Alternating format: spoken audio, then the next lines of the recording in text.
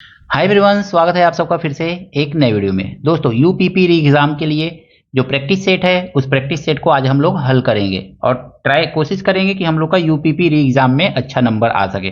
दोस्तों, आपके भविष्य की उज्जवल कामना करते हैं के साथ साथ कोशिश करते हैं कि अच्छा से अच्छा क्वेश्चन लेकर के आए जो कि एग्जाम में आपकी हेल्प कर सके। आइए देखते हैं दोस्तों, पहला क्वेश्चन। 12 × 35 × 12 × 35 भग्गा 2 रूट 12 25 भग्गा 2। सबसे पहले 12 25 का हम लोग रूट निकाल ले रहे हैं, ठीक है ना, क्योंकि यही प्रॉब्लम क्रिएट करता है 12 25। अब देखिए, रूट निकालने के लिए हमको क्या करना रहता है ना दोस्तों, ध्यान से देखिएगा ट्रिक मेथड। ये 25 है ना, तो 25 का तो 5 ही होगा, सीधा सीधा। 12 जो है किस किस नंबर के बीच में लाई करेगा, 2, तो 3 के स्क्वायर और 4 के स्क्वायर के बीच में 12 लाई करेगा। किसके पास होगा, तो 3 के ज्यादा पास होगा। 3 3 9, 9 3 12, 4 चौको 16, 8 का अंतर हो जाएगा इसके बीच में। इसके बीच में 8 का, इसके बीच में 3 का। 3 3 9 12, 3 का। तो ये 3 के पास है तो 3 हम ले लेंगे, छोटा वाला अंक लेंगे तो 35। यानी 1225 का एलसीएम रूट निकाला तो कितना आ गया, 35 आ गया। इस बात को याद रखिएगा आप। 12 × 35 × 12 × 35, ठीक है। ये देखिए यहाँ पे भाग है ना, ये भले रूट ब्रैकेट में दिया गया है, लेकिन इसको हम लिखेंगे क्या, तो इसको देखिए, इसको तो ब्रैकेट में कर लीजिए और यहाँ पे भाग का सिंबल लगाइए और इस तरह से लिखिए। और 2 मल्टीप्लाई, यही तो है मल्टीप्लाई, और ये ब्रैकेट में है तो इसको लिखेंगे 35/2। ऐसे ही तो लिखेंगे। 2 से 2 तो आपका कैंसिल हो जाएगा, तो डायरेक्ट यहाँ पे 2 से 2 काट सकते थे और ये 35 आ जाता, 35 नीचे लिख देते। तो अब ये देखेंगे ना, तो 12 × 35 × 12 × 35 इतना आ जाएगा। अब ये आपका देखेंगे दोस्तों, 35 एक ही बार है, हमने गलती से 2 बार लिख दिया है, ठीक है ना। तो याद रखिएगा, क्वेश्चन हमने अभी देखा तो यहाँ पे 35 एक ही बार है। इस 35 को नीचे भेजेंगे तो ये आ जाएगा 35 यहाँ पे।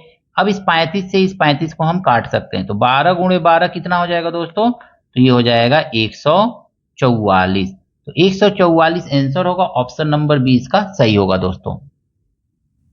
दोस्तों यहाँ पे क्वेश्चन दिया गया है ना, 0.008 भगा 0.04 प्लस 0.006 भगा क्वेश्चन मार्क प्लस 0.004 भगा 0.002। अब देखिए, इसमें पॉइंट कितने डिजिट पे है, तो 2 डिजिट पे है। इसमें पॉइंट कितने 3 डिजिट पे है। इसमें कितने डिजिट पे है, 2। 3 में से 2 घटा देंगे तो हमारा 1 आएगा। इस 4 से इसको काट दीजिए, 4 दूनी 8, यानी 3 में से 2 घटाया 1, एक अंक पे दशमलव लगा दीजिए तो 0.2 हो जाएगा। प्लस ये तो सॉल्व होगा नहीं, तो इसको लिख लीजिए 0.006, क्वेश्चन मार्क की जगह पे x लिख करके नीचे लिख लीजिए ऐसे। इसमें देखिए, इसमें भी पॉइंट कितने डिजिट पे है, 3। इसमें पॉइंट कितने डिजिट पे है, 2। 3 और 2 माइनस करेंगे तो 1 आएगा, यानी जो आंसर आएगा उसमें, इसको सॉल्व करने पे जो आंसर आएगा उसमें 1 डिजिट पे पॉइंट लगाना है। लगा लीजिए, 2 दूनी 4, यही तो आएगा ना। अब 2 आया तो 1 डिजिट पे पॉइंट लगाना है, तो 0.2 इज इक्वल टू क्या है, 0.6। 2 और 2 को जोड़ करके आगे ले जाइए, तो 2 और 2 को जोड़ेंगे तो 0.4 आएगा। तो लिख लीजिए 0.006 बटा x बराबर 0.6 माइनस 0.4। इसको अब सॉल्व करेंगे ना दोस्तों, तो क्या हो जाएगा, ये x यहाँ पे चला जाएगा, इसको माइनस करने पे जो आएगा इसके नीचे आ जाएगा। तो हम यहाँ पे सॉल्व कर रहे हैं, तो x बराबर कितना आ जाएगा, 0.006 बटा 0.6। 0.6 में से 0.4 माइनस करेंगे 0.2 आएगा। इसको काट दीजिए, 2 तिहाई 6, एक अंक पे नीचे दशमलव था तो एक अंक पे ऊपर कम हो जाएगा। ऊपर 3 पे है, नीचे 1 पे है। 3 ऊपर 3 पे और नीचे 1 पे, तो 3 में से 1 गया 2, यानी कि 2 अंक पे दशमलव रहेगा, यानी कि 0.03। तो ये आपका आंसर होगा दोस्तों, ऑप्शन नंबर 20 का सही है। दोस्तों, क्वेश्चन में दिया गया है, सेब के 60 पेड़, केले के 90 पेड़ और आम के 120 पेड़ को समान पंक्तियों में लगाना है और प्रत्येक पंक्ति की अलग अलग पंक्तियां बनानी है। प्रत्येक पेड़ की अलग अलग पंक्तियां बनानी है, पंक्तियों की संख्या है, ऐसे पूछा जा रहा है। सबसे पहले देखेंगे, 60 पेड़ है, फिर से 90 पेड़ है और फिर से 120 पेड़ है। हमको क्या करना है, इसका HCF निकालना है। तो इसका HCF देखेंगे हमारा क्या होगा। तो HCF के लिए जो नंबर दिया रहता है उसमें सबसे छोटा वाला नंबर ले लिया जाता है, 60 ले लेंगे। देखेंगे 60 के टेबल में 90 भी नहीं आएगा, 60 के टेबल में 120 आएगा, बट 90 नहीं आया। तो 60 का फैक्टर फाइंड करेंगे, सबसे बड़ा वाला 60 के बाद ऐसा फैक्टर जो सबसे बड़ा हो, तो 30 होगा, ठीक है ना। तो 30 दूनी 60 होगा। तो 30 में 90 भी आ जाएगा, 30 में 120 भी आ जाएगा, यानी कि ये आपका 30 HCF होगा। तो HCF आ गया आपका 30। कुल पेड़ों की संख्या हम जोड़ लेंगे, कितना है। तो कुल पेड़ों की संख्या 120, 60, 180 और 90, 270 है दोस्तों।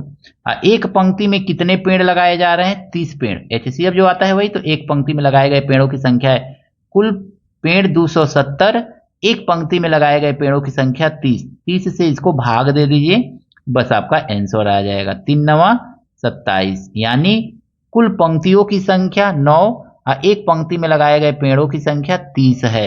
ऑप्शन नंबर बी जो है इसका सही है दोस्तों। दोस्तों यहाँ पे क्वेश्चन दिया गया है ना, एक विक्रेता को पता चला कि उसका 10% माल खराब है, बचे हुए सामान का मूल्य कितना प्रतिशत बढ़ाना चाहिए जिससे हानि न हो। मान लीजिए कि वो 100 बिस्किट का पैकेट खरीद के लाया है सपोज, और 100 बिस्किट का पैकेट कितने में खरीद के लाया है, तो एक पैकेट 1 रुपया का, तो 100 पैकेट 100 रुपये का खरीद के लाया, ठीक है। ये रुपया है और ये वस्तु है, ठीक है ना, ये वस्तु है इस तरह से। अब इसमें से 10% खराब हो गया, तो 10% खराब का मतलब 10 गो खराब हो गया, तो बचा कोगो 9 ठो बचा। अब 10 खराब हो गया। 90 का अगर में हम CP देखेंगे ना, तो 90 का अगर में CP देखेंगे तो कितना होगा, तो 90 का CP होगा 90 रुपया, क्योंकि 100 का 100 खरीद रहा है 100 रुपया में, तो 90 खरीदेगा 90 रुपया में, तो ये आपका CP मिल जाएगा। यानी कि खरीदा है कितने में, 90। अगर मैं खरीदने जाता तो 90 रुपया में, लेकिन वास्तव में उसने खरीदा कितने में है, 100 ठो खरीदा, उसमें से 10 खराब हो गया, तो उसका लागत मूल्य कितना आ गया, 100 रुपया है। तो 90 वस्तु का लागत मूल्य 100 रुपया आ गया, तो उसका 100 रुपया आ गया लागत मूल्य। अब अगर मैं 90 वस्तु को 100 रुपया में बेचेगा तभी तो उसको हानि नहीं होगा, तो इसको मान लेंगे हम SP। बस इतना दिमाग लगाना है दोस्तों, है ना। 90 में खरीद करके 100 में बेच रहा है, 10 का अंतर आ रहा है, 10 का लाभ, तो 10 बट्टा कितने पे, गुणे 100, यही तो करेंगे ना। 1 0 से 1 0 काट दीजिए, इसको सॉल्व कीजिए, तो 100 बटा 9। इसको जब सॉल्व करेंगे ना, तो 9 एकने 9, 9 एकने 9, 9 एकने 9, 9 एकने 9 आता जाएगा ये। तो 11.11% बढ़ा देना चाहिए उसको वस्तु का मूल्य, जिससे कि प्रतिशत बढ़ाना चाहिए, तो 11.11%। ऑप्शन नंबर सी दोस्तों इसका सही है। दोस्तों यहाँ पे क्वेश्चन कहा गया है ना, 3 वर्ष में साधारण ब्याज की दर पर एक राशि अपने आप की दोगुनी हो जाती है। मान लीजिए कि वह राशि P है और कितनी हो जाती है, तो दोगुनी हो जाती है, तो 2P हो जाती होगी। तो साधारण ब्याज कितना हो जाएगा, SI कितना होगा दोस्तों, तो SI हमारा हो जाएगा P हो जाएगा, यही तो मिलेगा ना। ये क्या है आपका प्रिंसिपल, ये क्या है आपका अमाउंट, ये प्रिंसिपल है, ये अमाउंट है। तो अब कितना मिला, ये कितने समय में, तो 3 वर्ष में, याद रखिएगा। अब कह रहा है कि ये मूलधन लिख लीजिए यहाँ पे, मूलधन, ये मिश्रधन और यहाँ पे लिख लीजिए ब्याज, ब्याज ऐसे लिख लीजिए। मूलधन कितना रहे, कह रहा है कि P ही रहे, वही राशि कितने समय में कितना हो जाएगी, अपने का 49 गुना हो जाएगी, 49P हो जाएगी, कितने समय में। तो ब्याज देखेंगे कितना है, तो ब्याज यहाँ पे देखेंगे तो 48P, मिश्रधन में से मूलधन निकाल देंगे तो 48P ब्याज आ जाएगा। अब यहाँ पे जो समय है ना, इस समय का इस ब्याज में हम क्या करेंगे, मल्टीप्लाई कर देंगे, तो 3 गुणे 48 कर देंगे दोस्तों अगर मैं, तो 3 बटे 24 और 3 चौको 12, 13 14, 144 साल में जो है मूलधन अपने का स्वयं का 49 गुना हो जाएगा। Option number B. दोस्तों क्वेश्चन दिया गया है, एक बच्चा 40 मिनट तक 4 किलोमीटर पर आवर की गति से और अगले 40 मिनट तक 6 किलोमीटर पर आवर की गति से यात्रा करता है, उसकी औसत चाल है, कितना होगा, कमेंट करके जरूर बताइएगा दोस्तों। वीडियो कैसा लगा कमेंट कीजिएगा, वीडियो अच्छा लगा है दोस्तों के साथ शेयर कीजिएगा, लाइक कीजिएगा। आपसे हाथ जोड़ करके दोस्तों निवेदन है, चैनल पे आप अगर में नए हैं तो चैनल को सब्सक्राइब जरूर कीजिएगा दोस्तों। मिलते हैं नेक्स्ट वीडियो में दोस्तों इसी तरह के कुछ नए प्रश्नों के साथ। Thank you, best of luck.